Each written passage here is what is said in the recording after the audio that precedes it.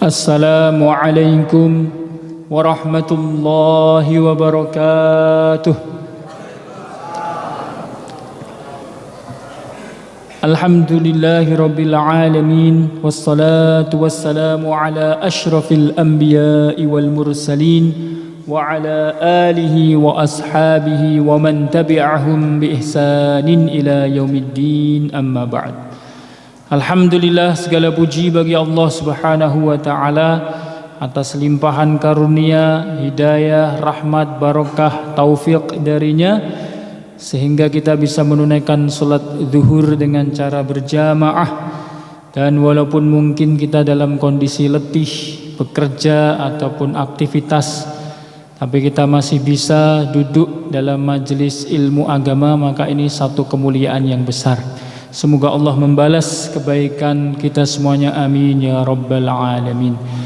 Dalam sebuah hadis baginda Nabi SAW bersabda, man amsa kalan min amalihi amsa maghfuran lahu. Barang siapa pada siang atau pada sore hari dia dalam kondisi letih, capek karena bekerja, karena aktivitasnya, maka pada hari itu dia diampuni dari dosa-dosanya. Semoga letih kita bekerja, letih kita aktivitas, Allah Ta'ala jadikan barokah. Apalagi kita menyempatkan untuk duduk dalam majelis ilmu yang mulia ini. Salawat dan salam kita haturkan kepada junjungan kita, Nabi Agung, Nabi pilihan, Nabi Muhammad sallallahu alaihi wasallam. Junjungan kita, panutan kita, suri tauladan kita, pembimbing kita, dan yang paling penting nanti pemberi syafaat kita pada hari akhir nanti, yaitu pada hari kiamat. Bapak Ibu hadirin yang dimuliakan oleh Allah Ta'ala, kita akan meneruskan kajian kita dari kitab Asy-Syama'il Al-Muhammadiyah. Pada kali ini adalah tentang Bismillahirrahmanirrahim, babu ma jaa fi tarajjuli Rasulillahi sallallahu alaihi wasallam. Ini adalah bab menerangkan tentang hadis-hadis mengenai cara bersisir baginda Rasulullah sallallahu alaihi wasallam. Ya, bab ini tentang tarajjul. Tarajjul dari segi bahasa adalah tasrihus sya'ri, yaitu merapikan rambut, wa tahsinuhu, dan membaguskannya. Jadi ini tentang hadis-hadis tentang perilaku Nabi Sallallahu Alaihi Wasallam dalam keseharian beliau memperlakukan atau merawat rambut beliau. Hadirin yang mulia, agama Islam adalah agama yang sangat amat memperhatikan kebersihan dan kerapian. Dibuktikan dalam sebuah hadis baginda Nabi Sallallahu Alaihi Wasallam bersabda, at-tuhuru syatrul iman. Bersuci merupakan separuh dari iman. Yang kemudian biasa para alim ulama mengungkapkannya dalam bahasa yang lebih sederhana, an-nadhafatu minal iman. Kebersihan, kerapian adalah bagian dari iman. Maka dari itu ternyata juga Nabi SAW di dalam hadis yang lain menyatakan, man kana lahu sya'run, barang siapa memiliki rambut, barang siapa di kepalanya masih tumbuh rambut, fal yukrimhu, hendaklah ia memuliakannya. Maksud memuliakannya adalah menjaga dan merawatnya. Nah, maka ini hadis-hadis tentang bagaimana tata cara Rasulullah SAW merawat rambut beliau yang mulia. Bismillahirrahmanirrahim. Hadis yang pertama, an Aisyah radhiyallahu taala anha, dari Sayyidah Aisyah radhiyallahu taala anha, qalat, beliau berkata, kuntu urajjilu ra'sa Rasulillah sallallahu alaihi wasallam wa ana haidun. Adalah aku sering menyisir rambut baginda Rasulullah sallallahu alaihi wasallam sedangkan aku dalam keadaan haid.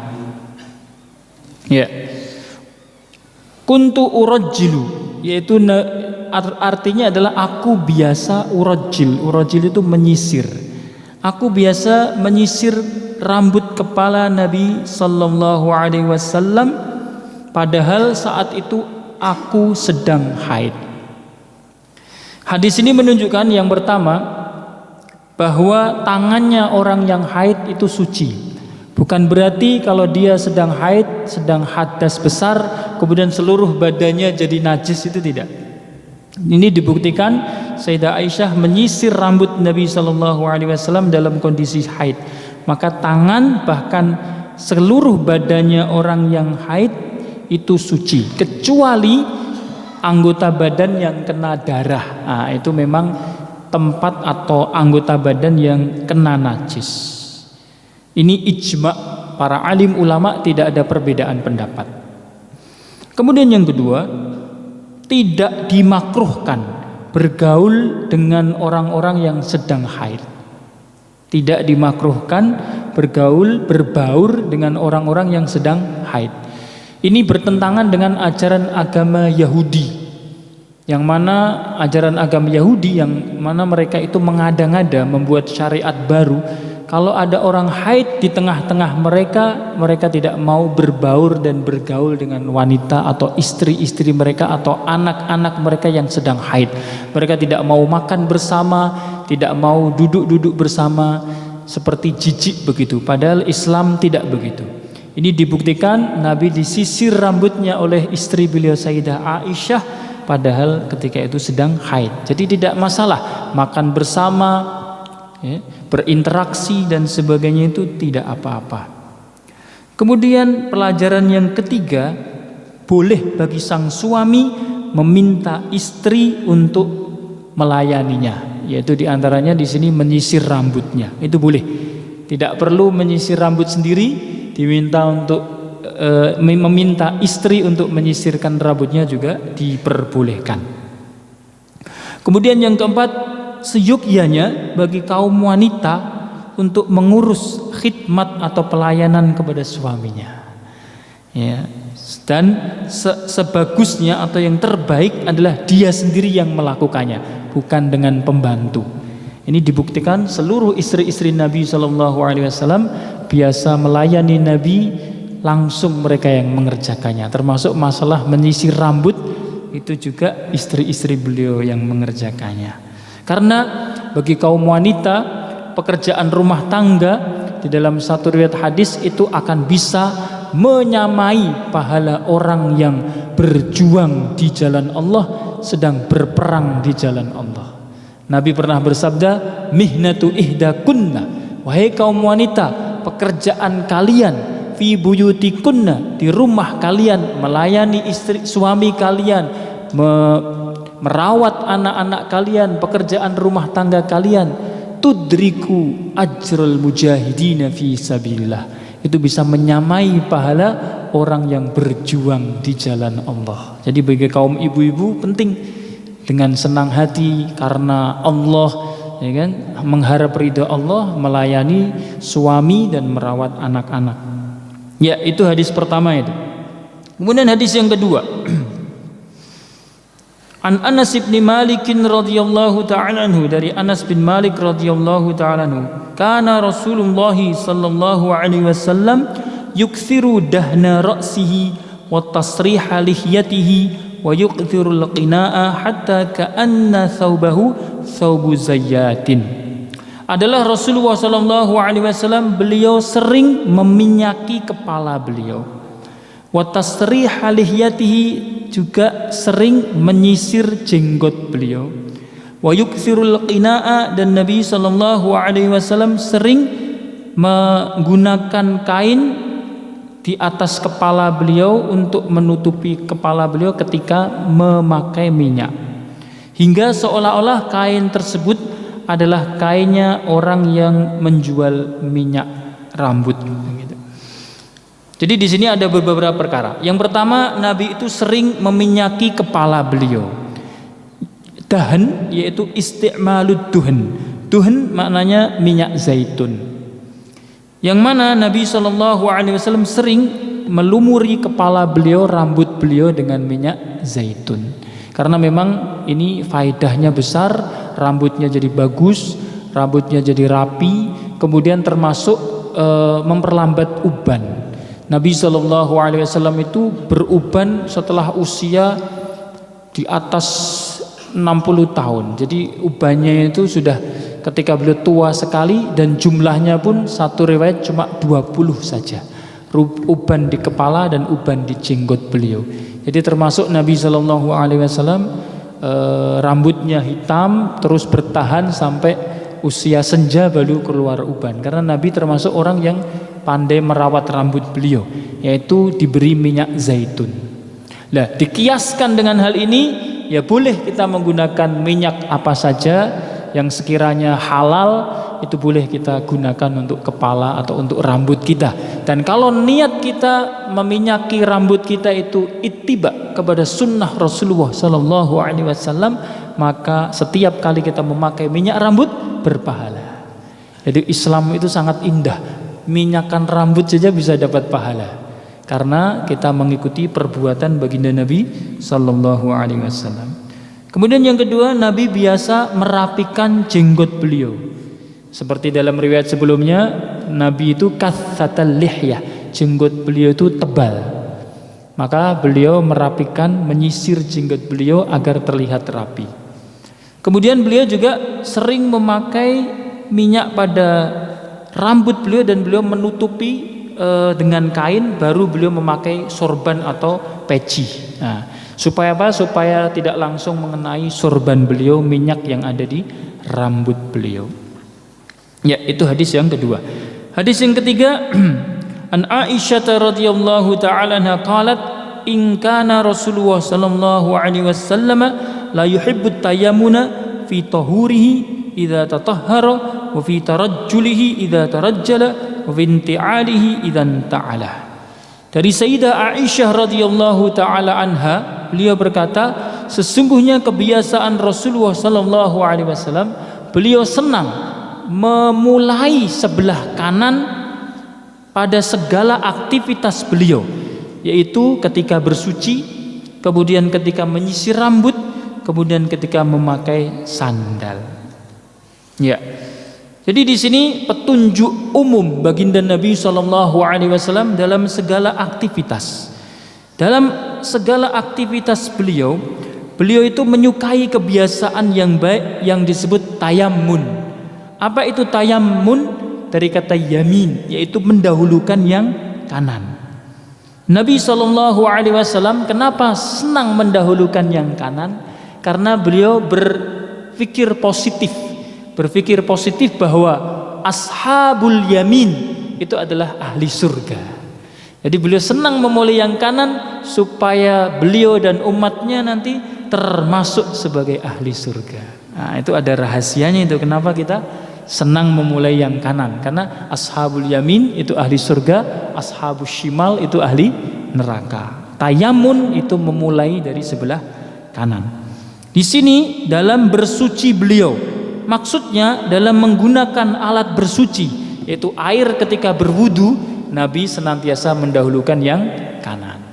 Misalnya ketika membasuh tangan, ya, telinga, perkara yang berpasang-pasangan, tangan, telinga, itu kaki beliau mulai dari sebelah kanan. Tayamum demikian pula beliau dengan sebelah kanan. Kemudian wa fi tarajjulihi, ketika beliau menyisir rambut. Nah, ini dia. Ketika Nabi menyisir rambut, juga ketika menggunakan minyak wangi, Nabi senantiasa memulai sebelah kanannya. Nabi kita ketahui rambutnya kemarin bagaimana, terbelah di tengahnya. Ketika beliau menggunakan sisir, beliau mulai sebelah kanan terlebih dahulu, baru kemudian sebelah kirinya, begitu. Nah, ini disunnahkan kita pun demikian, apabila menggunakan sisir rambut dimulai sebelah kanan baru sebelah kiri. Kemudian wa finti alihi, dan juga ketika memakai sandal, beliau SAW mendahulukan memakai yang kanan. Maka kalau kita memakai sandal atau sepatu, diusahakan sebelah kanan terlebih dahulu, kemudian baru sebelah kiri. Nah, misalnya kita keluar dari masjid juga diperhatikan, Pak, keluar dari masjid kaki sebelah kiri, maka kita injak sandal kita yang sebelah kiri, kemudian kaki kanan kita dikeluarkan atau melangkah, dan kita masukkan ke sandal kanan terlebih dahulu baru sandal kiri. Nah, itu cara seperti itu sepertinya sederhana tapi berpahala. Nah, kebalikannya kalau melepas itu bukan kanan dulu. Kalau melepas kiri dulu yang dilepas baru kanan. Baju pun demikian. Baju memakai sebelah kanan dulu baru sebelah kiri. Kalau melepas sebaliknya, kiri terlebih dahulu baru sebelah kanan. Nah, seperti itu. Ya, Imam Nawawi mengatakan ada kaidah yang mendasar dalam hal ini. Kesunahan memulai yang kanan itu dalam segala hal yang mengandung kemuliaan. Kalau kebalikannya itu Nabi biasanya kiri. Hal-hal yang mengandung kemuliaan misalnya apa? Memakai pakaian, memberi, menerima, ya kan, makan dan sebagainya dan sebagainya. Tapi hal-hal yang tidak mengandung kemuliaan, misalnya istinja, buang air, cebok, maka Nabi dengan tangan kiri. Kemudian mengambil kotoran, membuang ingus, itu Nabi dengan tangan kiri. Seperti itu. Ya, melepas sesuatu dimulai dari sebelah kiri. Ya, ini insya Allah kita sering mengamalkannya, tapi perlu diingatkan lagi dan lagi karena sering lupa ya. Hadis yang terakhir, an Abdullah ibni Mughaffal radhiyallahu ta'ala anhu qala naha Rasulullah sallallahu alaihi wasallam anit tarajjuli illa ghibban. Nabi sallallahu alaihi wasallam melarang seseorang menyisir rambutnya terlalu sering, dan Nabi sallallahu alaihi wasallam menyuruh agar menyisir rambut kadang-kadang. Ghibban itu arti bahasanya adalah onta yang mana dia datang untuk minum air, kadang datang, kadang pergi.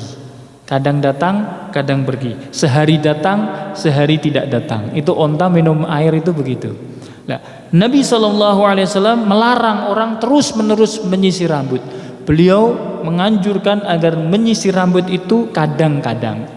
Kadang-kadang dilakukan, kadang-kadang juga tidak dilakukan. Jadi tidak terlalu sering. Ya. Jangan setiap waktu menyisir rambut. Alasannya kenapa? Di sini diterangkan di dalam syarahnya oleh Imam Bajuri rahimahullah taala, karena terlalu sering menyisir rambut dan memperhatikan rambut itu adalah sya'nun nisa, itu kebiasaan kaum wanita. Kalau kaum wanita tidak masalah, tidak apa-apa. Tapi kalau kaum laki-laki sebaiknya kadang-kadang melakukan, kadang-kadang tidak. Jadi dikasih jeda waktu. Ya, jadi misalnya ya biasanya satu hari ya sekali saja misalnya, atau satu hari melakukan, satu hari tidak. Ya intinya sesuai kebutuhan, tidak terlalu sering. Maka Imam Ibnu Arabi mengatakan terlalu sering menyisir rambut itu adalah mengada-ngada, meninggalkannya adalah jijik atau kotor atau jorok begitu, tadanus itu jorok, kotor. Kemudian kadang-kadang melakukannya, kadang-kadang tidak, itu adalah sunnah. Jadi di sini petunjuk Nabi SAW memang menjaga kerapian, tapi juga diperhatikan jangan terlalu sering sehingga menyerupai kaum wanita. Dalam segala hal laki-laki dan wanita itu ada perbedaan, beberapa perbedaan, maka itu Nabi juga membedakannya. Misalnya dalam hal rambut kita tidak boleh menyerupai wanita. Kemudian menyisir tidak terlalu sering tapi ini hukumnya tidak sampai haram, ini hukumnya adalah makruh tanzih atau makruh yang tanzih yang maksudnya ringan tingkat kemakruhannya. Jadi kalau dilakukan ya tidak apa-apa, cuma kalau ditinggalkan dia mendapatkan pahala. Demikian bagaimana petunjuk dan tata cara baginda Rasulullah SAW, kebiasaan beliau tentang merawat rambut, menata rambut ya. Islam agama yang sangat amat sempurna. Dalam hal yang sederhana sekali urusan rambut saja diatur sedemikian rupa rapinya, diatur sedemikian rupa memulainya dari mana, tata caranya bagaimana. Nah, itu diatur semua dalam Islam. Apalagi nanti urusan-urusan yang tinggi, urusan-urusan yang besar lebih diperhatikan lagi. Maka itu yang bisa kita sampaikan, benarnya datangnya dari Allah, keburukan, kesalahan dari pribadi kami. Apabila ada yang bertanya dipersilahkan, masih ada waktu 10 menit, dipersilahkan. Bismillah. Silahkan bila ada yang ingin bertanya, baik tentang materi ini ataupun tentang apa saja, dipersilahkan. Masya Allah. Ya.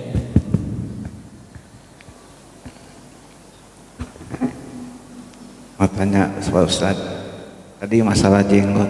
Oh iya. Hukumnya cabut jenggot.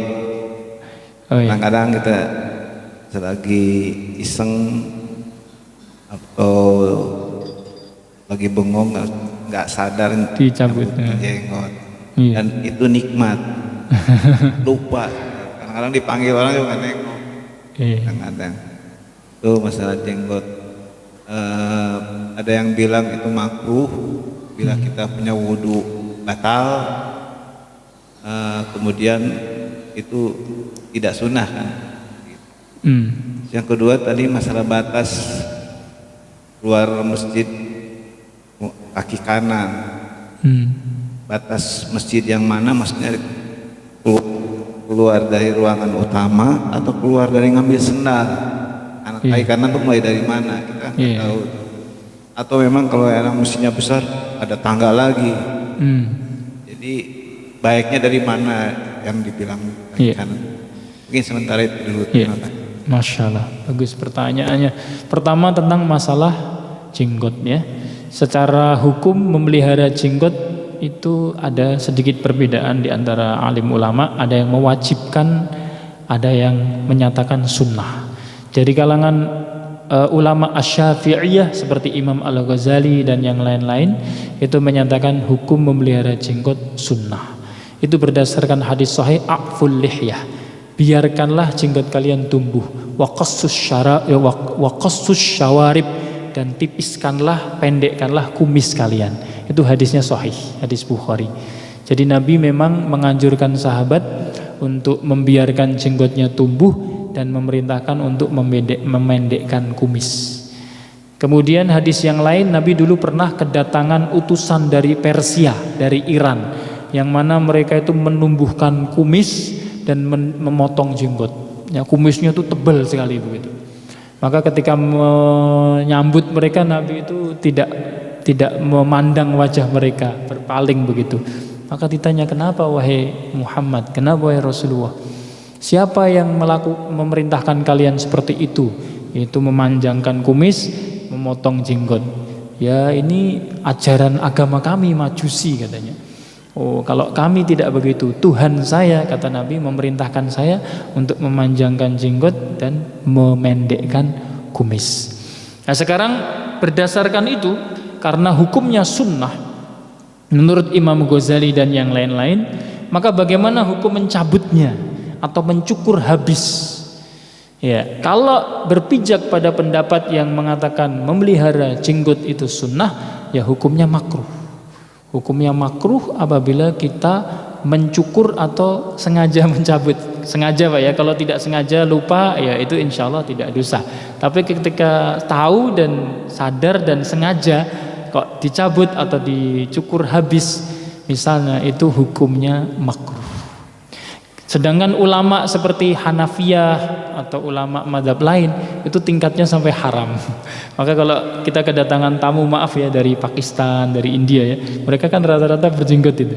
Kalau di sana kami pernah belajar di sana, mencukur jenggot itu fatwa ulama di sana sampai haram.